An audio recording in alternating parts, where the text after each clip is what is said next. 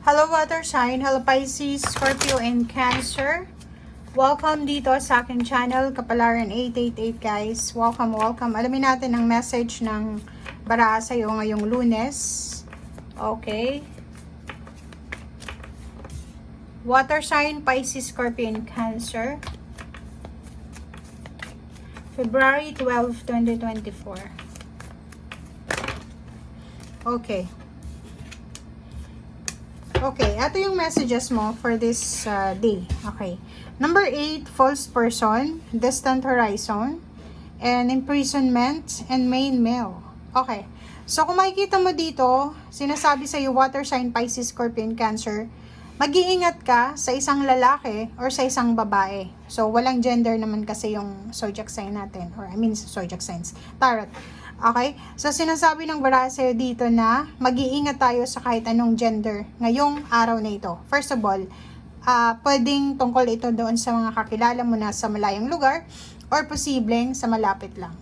If, for example, ikaw ay naghahanap ng karelasyon and feeling mo na sa stagnant situation ka, like yung hirap na hirap ka na sa relationship mo, gusto mong magkaroon ng panibagong relationship na mag-aalis sa'yo sa stagnation or sa imprisonment, mag-iingat ka. Lalo na kung ikaw ay naghahanap ng relasyon sa online, sa social media. Okay? So, yun ang una mong kailangan pag-ingatan. Pangalawa, sinasabi ng baraha, if ever na ikaw ay nagta-travel, ikaw ay nasa, like for example today, nagbabiyahe ka through airplane, bus, or boat, or ship, or kano pa man, ingat din. Ingat sa mga taong makakasalamuhan natin. Kasi pwedeng may isang tao dyan, pwedeng katabi mo siya sa upuan, na pwedeng siya ay galing sa jail, or pwedeng siya ay ilang beses na siyang nakulong dahil sa like marami siyang na-scam na tao, or etong taong ito ay fake na to, so pwede kang pagnakawan. So, mag-iingat ka. Okay? So, yun. Especially lalaki, sa lalaki na pwedeng makausap mo, makaharap mo, or makasama mo sa araw na ito.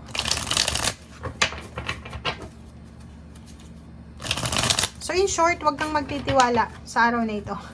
Water sign, Pisces, Scorpio, and Cancer. Especially relationship and money ang involved dito.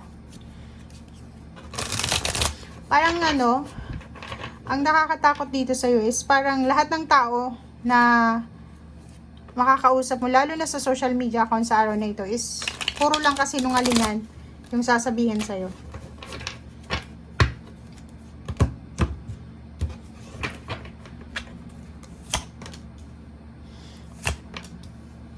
Okay.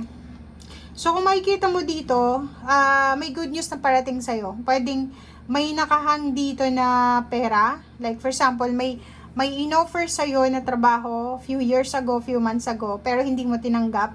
And today is still available pa rin siya. So, pwedeng i-offer ulit sa'yo. Or posibleng maraming nakahang na financial new beginnings, financial success, or financial abundance ang posibleng matuloy. So, ang nakikita natin dito, may water sign dito na posibleng marami kayong plano regarding money, business, pagsisimula man yan, or i-grab yung opportunity regarding money or work, ang posibleng maituloy mo na. Okay. Nakakaloka to. Dito sa barahang to, posibleng may inheritance ka.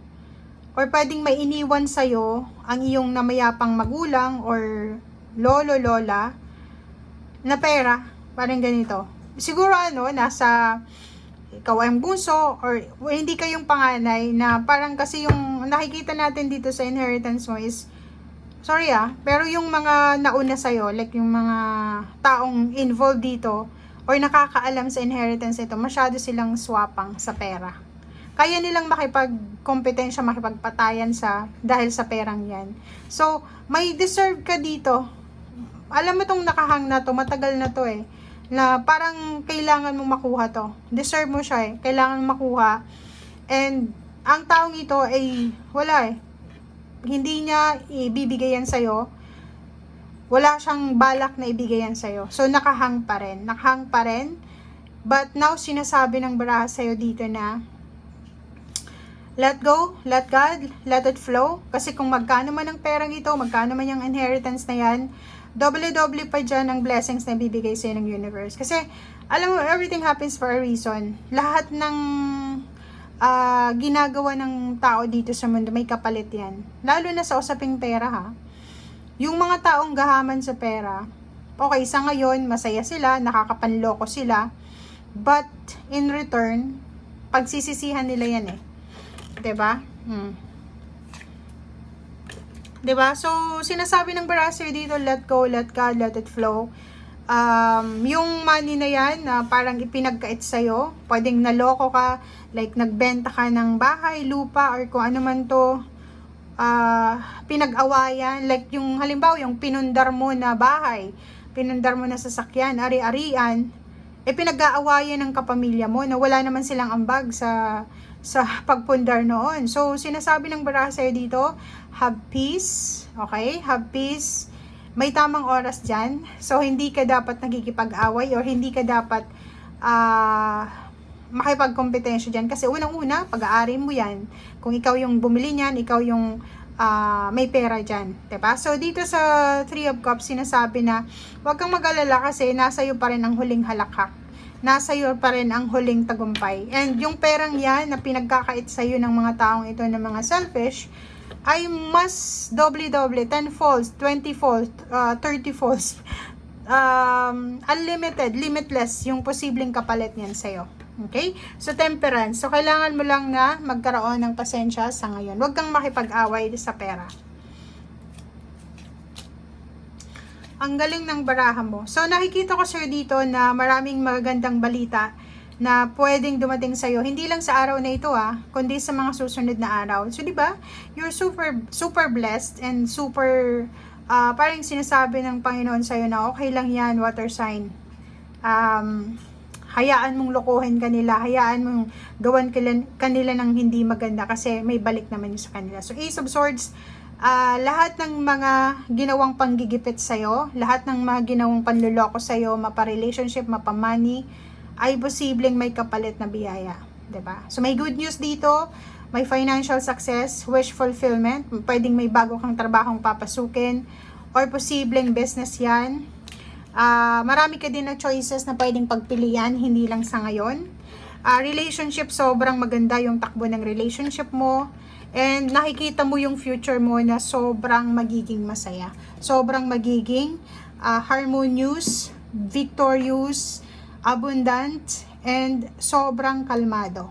So, di ba? So, sinasabi ng Barasir dito guys na ano man itong ginawa sa'yo, ginipit ka man, niloko, dinaya, in-scam, wag